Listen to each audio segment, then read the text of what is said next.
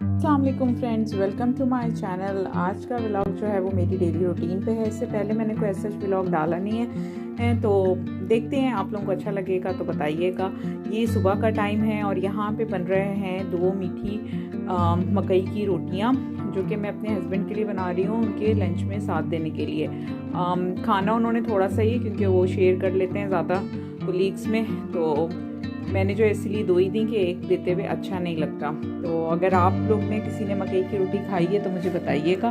मैं मीठी नहीं खाती हूँ, मैं नमकीन रोटी खाती हूँ, और कैसे खाती हूँ ये मैं आपको आगे चल के ना सिर्फ बताऊँगी बल्कि दिखाऊँगी भी। तो जी ये सुबह सुबह मैंने ये टिफ़िन तैयार कर लिया था और अब जो है ये टिफ़िन जो है ये जाने के लिए तैयार था।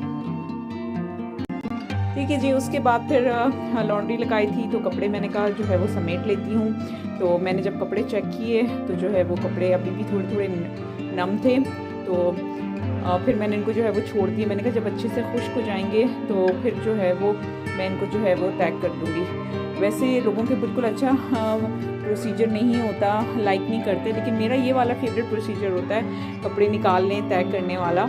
तो उसके बाद फिर मैंने सोचा कि चलें, जब कपड़ों में टाइम है हम कर लेते हैं डस्टिंग। तो मैंने निकाला डस्टिंग का कपड़ा और कर ली डस्टिंग स्टार्ट। तो आपका फेवरेट काम कौन सा है, आप मुझे बताइएगा कि आपको घर में कौन सा काम करना अच्छा लगता है।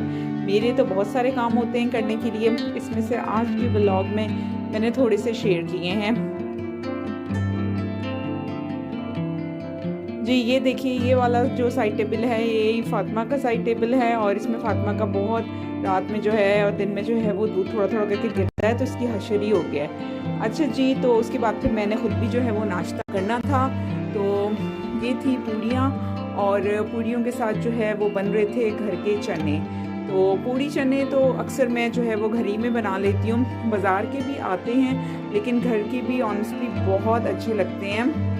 ये मानना है, अगर आपको घर में अच्छे चने बनाने आते हैं तो आपको ज़रूरत है जानने ही होती ज़्यादा कि आप बाज़ार का लें। ठीक है जी, हमारे कपड़े जो हैं वो हो चुके थे ड्राई, तो अच्छे से अब तो मैंने सारे कपड़ों को जो है वो निकाल लिया, और निकाल के फिर जो है वो मैंने जो है वो जाके कमरे के अंदर डंप कर दिया। और उसके बाद फिर हमारा सेकंड प्रोसीजर स्टार्ट होना था, वो था कपड़ों को तह लगाने का। फिर तह लगा के जो हैं वो जाते हैं, लॉन्ड्री का भी एक लंबा प्रोसीजर होता है, आखिरी में वो जाते हैं कवर्ड्स में। मैं प्रेस नहीं करती कपड़ों को, कुछ लोग होते हैं वो प्रेस करके रखते हैं। तो मैं किस तरीके से तह लगाती हूँ, मैं ऐसे करती हूँ कि हर चीज़ को अलग अलग करके ऑर्गेनाइज़ कर लेती हूँ, क्योंकि मेरी कबर्ड जो है वो इसी तरह ही ऑर्गेनाइज़ हुई हुई होती है कि फातिमा के जैसे घर के कपड़े अलग होते हैं, रात के अलग होते हैं, दिन के अलग होते हैं, इनर्स उसके अलग होते हैं। तो मैं इसी तरीके से जो है वो कपड़ों को जो है वो अलग अलग करके रखती जाती हूँ। जब मैं इनको तह लगाती हूँ इस तरीके से, ये सारे कपड़े जो हैं ये तय हो गए, ताकि जो है वो कबर्ड में मुझे रखने में आसानी हो। ये फातिमा की फुल स्लीव्स हैं, ये हाफ स्लीव्स हैं अंदर पहनने की मतलब, और ये जो है ये ट्राउज़र्स हैं। घर के बाहर के ट्राउज़र्स अलग होते हैं। तो किसी दिन मैं आपको कबर्ड का जो है वो व्यू दिखाऊंगी, ताकि आपको पता चले कि मैं किस तरीके से कबर्ड मैंने जो है वो ऑर्गेनाइज़ की हुई है। तो उसके बाद बारी थी स्टैंड को जो है वो उठाने की और अपनी जगह पे लगाने की, और इसमें मेरी उंगली भी फंस गई थी आके, क्योंकि मैं एक हाथ से कैमरा पकड़ा हुआ था, एक हाथ से स्टैंड को जो है वो बंद किया था। जिस दिन ये काम होता है उस दिन जो है वो लगता है कि जैसे दुनिया का सारी बड़े काम हो गए। उसके बाद हम कर रहे थे कुछ रूम को डेकोरेशन। तो मैं लाई थी एक डेकोरेशन पीस, और ये बहुत ही खूबसूरत, ये मिरर्स हैं बेसिकली। तो इनको जो है वो हम लोग करते हैं अनपैक, और अनपैक करके मैं आपको दिखाती हूँ कि मैंने ये कैसे हैं और मैंने इनको कहाँ पे लगाया है और किस तरीके से लगाया है मैंने। तो ये बहुत खूबसूरत मिरर हैं, और इनका अलग से भी सिंगल पीस भी मिलता है, लेकिन ये है कि मुझे जो है वो 3 का सेट मिल गया था रीज़नेबल, तो मैंने पूरा ही 3 का सेट ले लिया। मेरे पास एक इस तरह का गोल्डन भी था, लेकिन वो ज़्यादा फैंसी था, वो मेरे पास एक ही पड़ा हुआ है। अभी तक मुझे उसकी जगह कहीं समझ नहीं आ रही, तो इसकी जगह मैंने सेलेक्ट कर ली थी अपने रूम में ही। तो इसको जो है वो बहुत ही, जब मैंने इसको अनपैक किया तो बहुत ही नीट था ये। तो इसके बाद मैंने इसको जो है वो लगाना स्टार्ट कराया। तो सबसे पहले तो एक की लगी हुई थी बिल्कुल, तो उस पर कभी ये एक मिरर जो है ये सेट हो गया।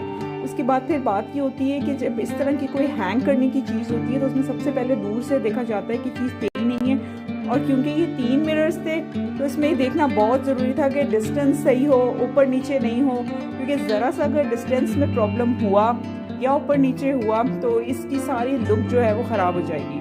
तो एट द एंड आप देखिएगा कि ये कितनी मेजरमेंट से किया था हम लोगों ने, स्केल से की मेजरमेंट से किया था, तो ताकि जो हमें पता चले कि जितना राइट पे जा रहा है उतना ही लेफ़्ट पे जा रहा है। तो एट द एंड आप देखिएगा कि थोड़ा सा मेजरमेंट से करने की वजह से इसकी प्रॉपर जो है वो लुक आई है, और ऐसा कहीं पे भी नहीं लग रहा कि राइट साइड का जो है वो डिस्टेंस ज़्यादा है या ऊपर नीचे का कोई फ़र्क आया हुआ है। जी ये दूसरा मिरर भी जो है ये सेट हो चुका था, अब बारी थी तीसरे मिरर की। देखिए कितना अच्छा प्रॉपर सेट हुआ है ये, और तीसरा भी ऐसे ही सेट हुआ था, उसको भी प्रॉपर मेजरमेंट करके जो है वो हमने लगाया था।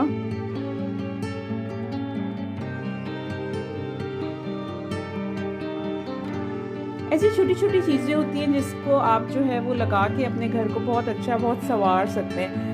मेरी इंशाल्लाह नेक्स्ट वीडियो जो होगी उसमें मैं इस तरह के बहुत सारे और भी डेकोरेटिव छोटे छोटे आइटम्स आपको दिखाऊंगी।